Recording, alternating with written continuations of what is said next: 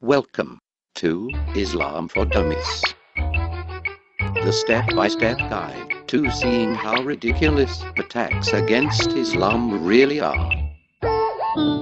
Bismillah ar-Rahman ar-Rahim. This is a video response to the TheWhiteR0ses video, 3 Things About Islam. In their video description, it says, 3 surprising things you probably didn't know about Islam. Now, these 3 things are very surprising, especially to Muslims, because we've never heard of them before.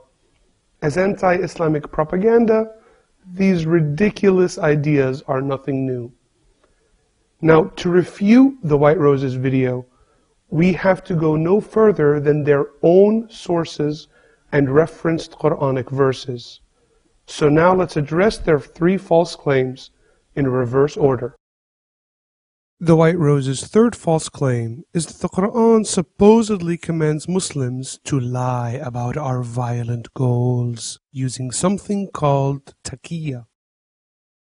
From the TheWhiteR0ses' video description, following the link to one of their sources, the reference used to prove that Muslims supposedly lie to promote our religion says that Taqiya has something to do with the Shia minority.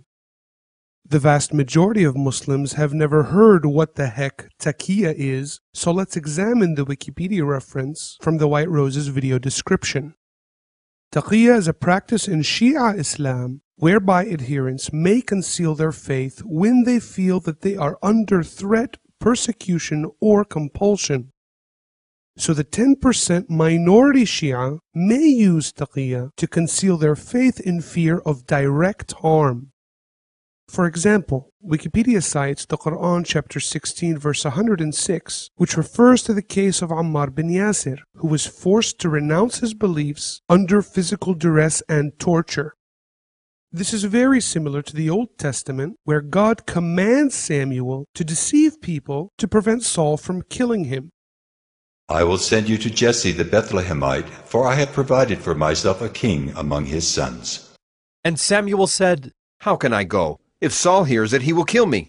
And the Lord said, Take a heifer with you and say, I have come to sacrifice to the Lord. So back to the TheWhiteR0ses reference, what's the majority Sunni point of view? While Sunnis agree that it's allowed to conceal the faith to protect their lives, they greatly differ with the Shia point of view. There is no such terminology as Taqiya in Sunni jurisprudence.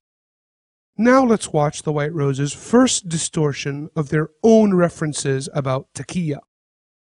For non-Muslims, this principle, called Taqiya, is another surprising concept of Islam. As we saw from their own reference, for the vast majority of Islam, there is no such terminology as Taqiya.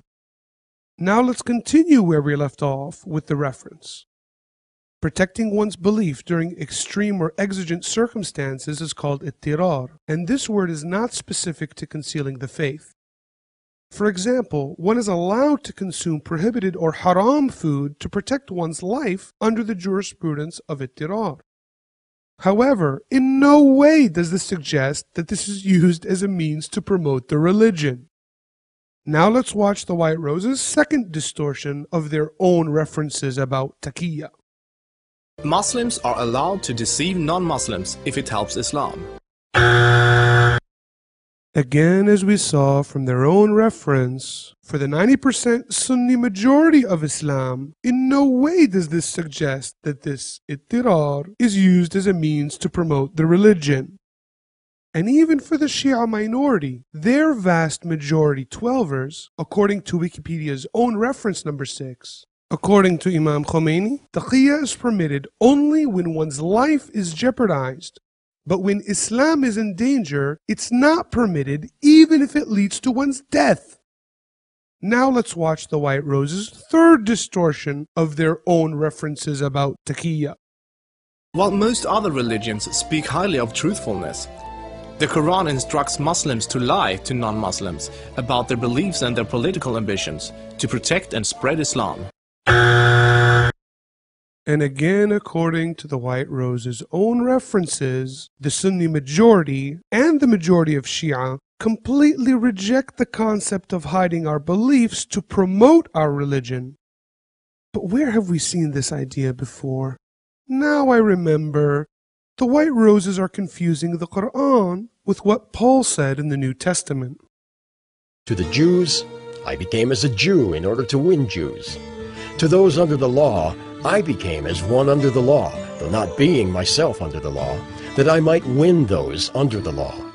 To those outside the law, I became as one outside the law, that I might win those outside the law.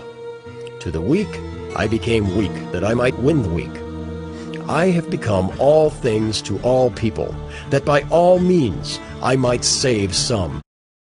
Now that we know that this idea to do and say anything to anyone to spread a religion comes from Paul and not from the Quran, let's go back to the White Roses video. Islam as a religion of peace. Muslim organizations worldwide often declare that Islam is a religion of peace. But what does that really mean? Since their references said that Sunni Muslims and the Shia's majority do not lie to spread our religion, that really means that the White Roses' own references have just debunked their entire video. It's ironic that the White Roses slander Muslims of lying to promote our ideology by lying to promote their ideology.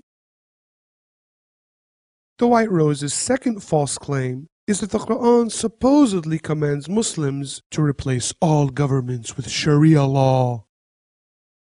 From the White Roses video description, following the link to their same source, we can see that their reference for Islam's supposed objective of establishing Sharia law is part of a sentence from the Quran chapter 8 verse 39, that religion should be only for Allah.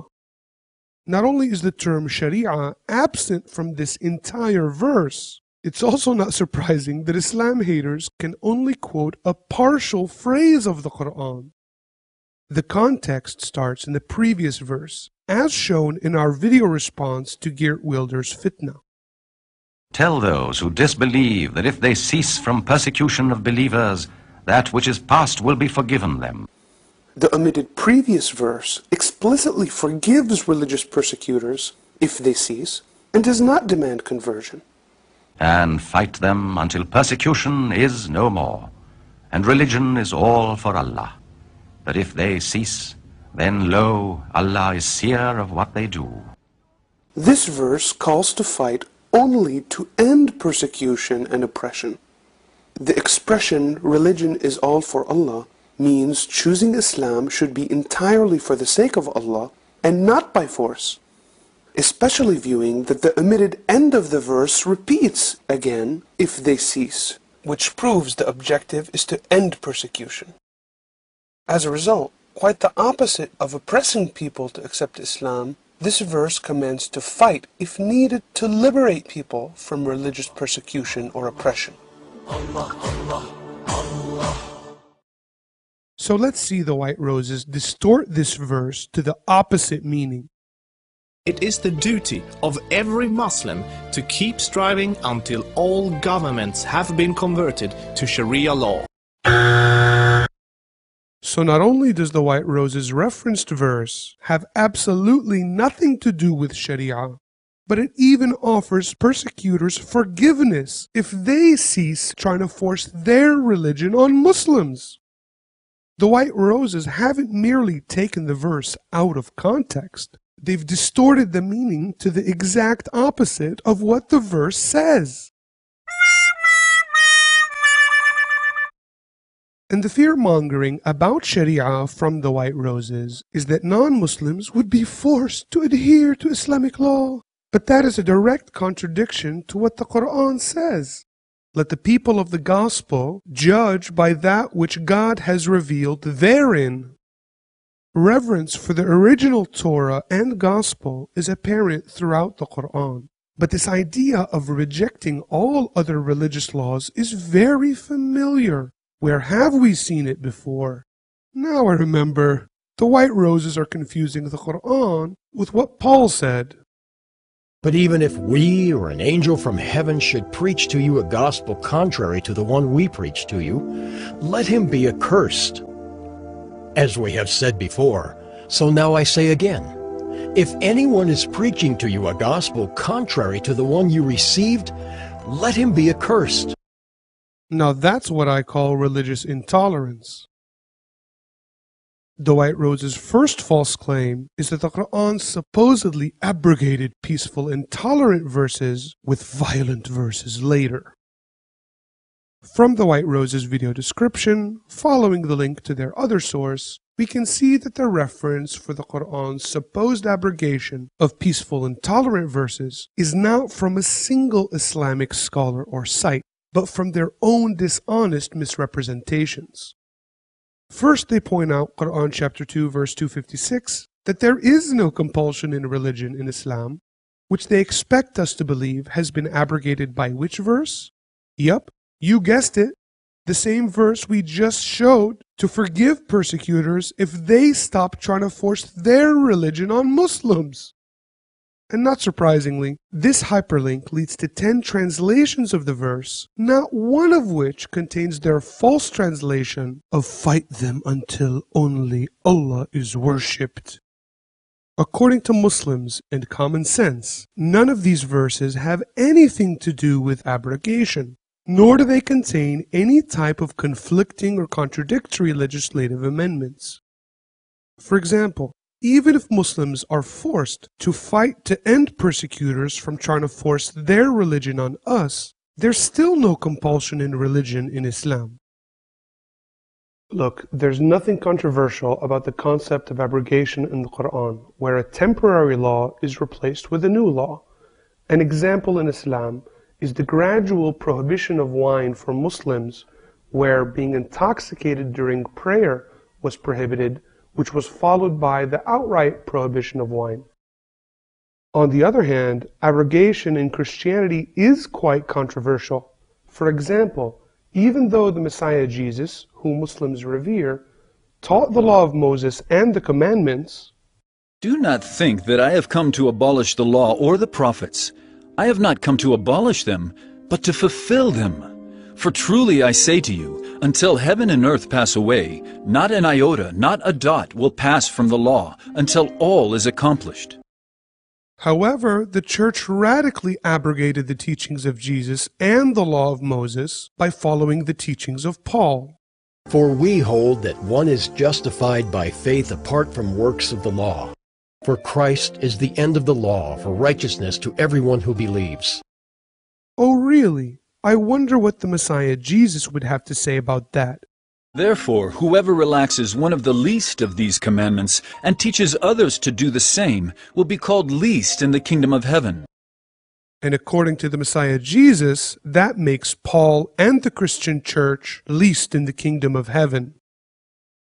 And the fear-mongering about abrogation from the TheWhiteR0ses is that the Quran requires Muslims to make the jihad and kill or convert non-Muslims. Now, the greater jihad, which is defined struggle, is against the ego for spiritual purification and growth. Prophet Muhammad, peace be upon him, said, "The best jihad is that of speaking a word of truth to an unjust ruler." In the Quran, armed struggle is only allowed against an aggressor or to secure for people the freedom of religion. The Quran says, وَجَاهِدْهُمْ بِهِ جِهَادًا كَبِيرًا, and struggle against them with it, i.e. with the Quran, a grand struggle. So this grand jihad is explaining the Quran to non-Muslims. How else are we going to use the Quran to make jihad? By throwing it at people, hitting people over the head with it? In conclusion, we challenge anyone to find a single Islamic scholar or mufti in 1400 years that has ever claimed that no compulsion in religion has ever been abrogated from the Quran. Being deceptive to promote a religion, intolerance of other religious laws, and the controversy of abrogation are big problems for Paul and the Christian Church, but not for the Quran. And based on how the TheWhiteR0ses dishonestly distorted their own references, It's really no wonder they couldn't quote a single source or Quranic verse throughout their entire video to support their ridiculous claims. It's really funny how the White Roses accuse Muslims of lying to promote our religion by lying through their teeth about Muslims and Islam.